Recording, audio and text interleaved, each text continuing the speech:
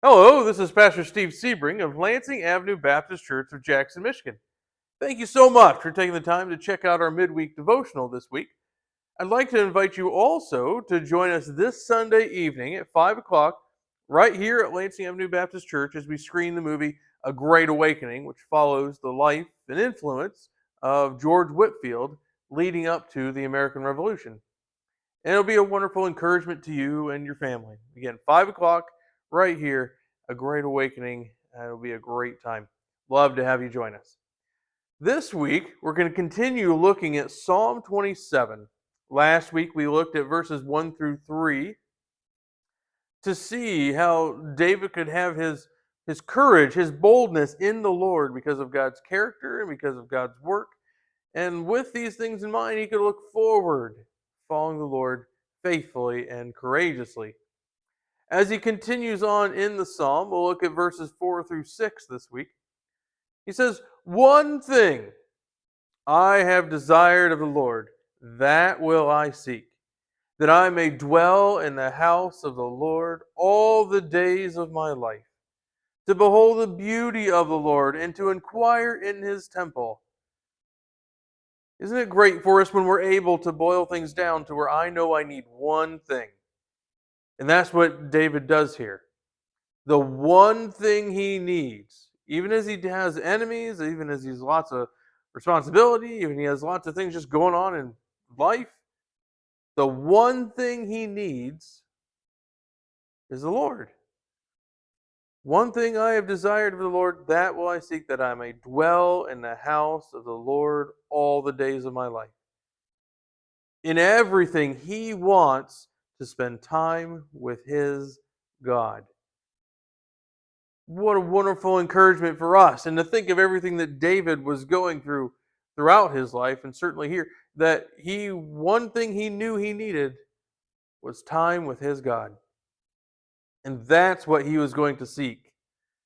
Not seek out his own selfish pleasure or his own comfort or his own status or just the defeat of his enemies, but the one thing he is seeking is God. And he wants to behold the beauty of the Lord and to inquire in his temple. You know, as we spend time with the Lord, we get to see how amazing and awesome he is. Behold the beauty of his perfect character. Behold the wonder of the way he works in this world, the way he answers prayer. It's a wonderful thing to spend time with our God, to look forward to that, to seek that, to enjoy that. And that is what David is going to seek.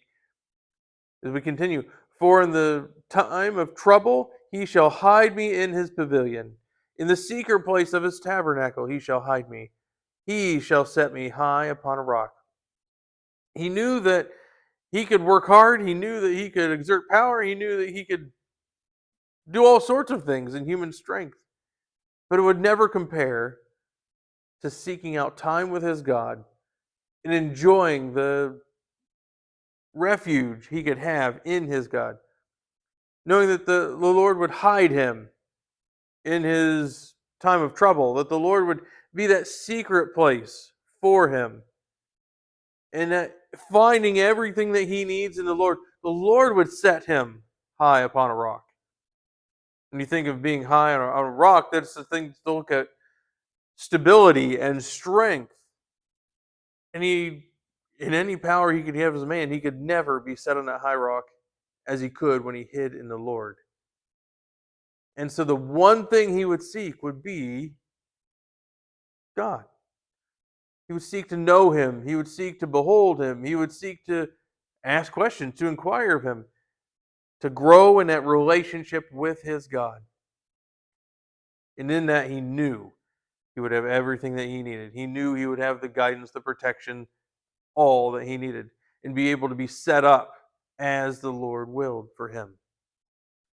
In verse 6, "And now my head shall be lifted up above my enemies all around me. Therefore I will offer sacrifices of joy in his tabernacle. I will sing, yes, I will sing praises to the Lord."